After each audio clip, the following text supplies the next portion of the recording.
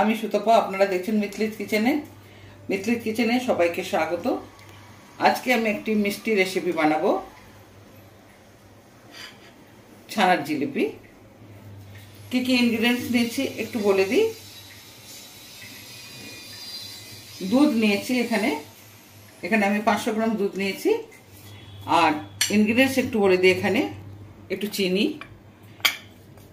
ছোট এলাচ, কর্নফ্লাওয়ার, ময়দা, একটু খাওয়া সোডা।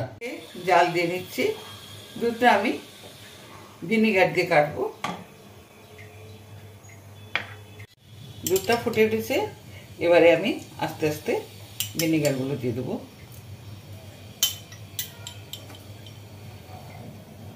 একটু নেড়ে দিচ্ছি।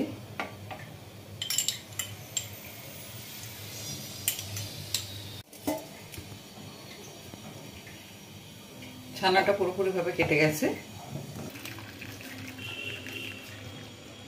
দিচ্ছি না এই কারণে ছানাটা স্টিফ হয়ে যেতে পারে, সেই জন্য আমি ঠান্ডা জল দিলাম না। রসগোল্লা যখন বানানো হয় তখন ঠান্ডা জল দিয়ে ছানাটা ছেঁকে নিতে লাগে। এবারে আমি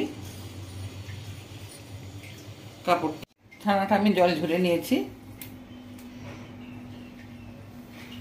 একটু ঠান্ডা হতে দেবো ছানাটা। মেজারিং কাপে 2 কাপ চিনি আমি নিচ্ছি না, এটা আমি নর্মাল কাপে নিয়ে নিচ্ছি।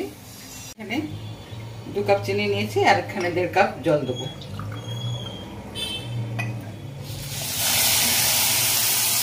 এখানে বেশি আমি গাঢ় করব।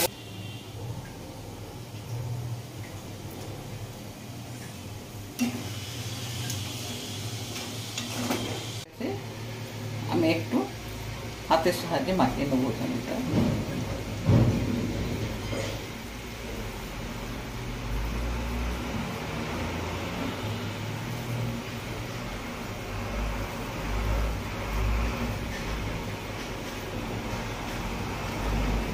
এরপর আমি ছানাটাকে ভালো করে হাতের তালু দিয়ে এই পোর্শনটা দিয়ে মাখিয়ে নেবো। কর্নফ্লাওয়ার নেবো, চামচ উঁচু করে নেবো না, মেজারমেন্ট যেরকম হয় মুড়ি চাটা সেইভাবেই নেবো। 4 চা চামচ কর্নফ্লাওয়ার,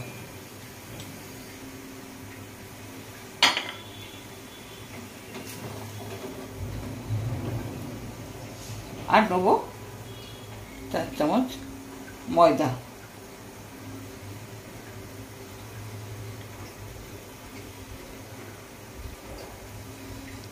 তৈরি হয়ে গেছে।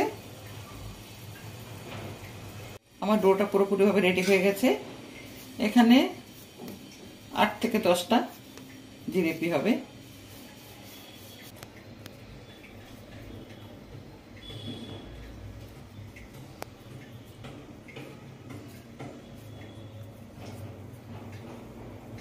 সবকটা জিলিপি আমার বানানো হয়ে গেছে।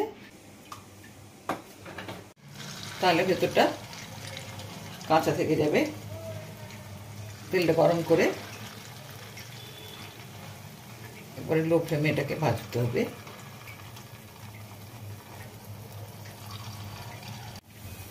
একবার করে উল্টে নিচ্ছি।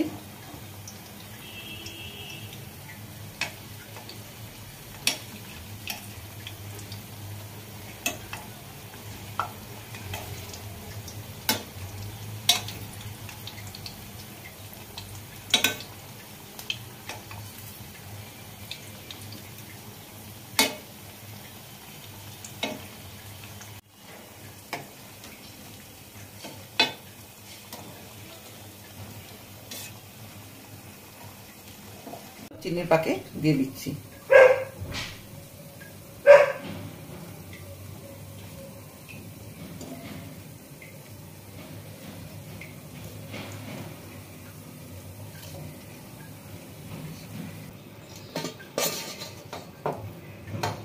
আধা ঘন্টার মতো আমি এটাকে ভিজিয়ে রাখবো চিনির পাকে।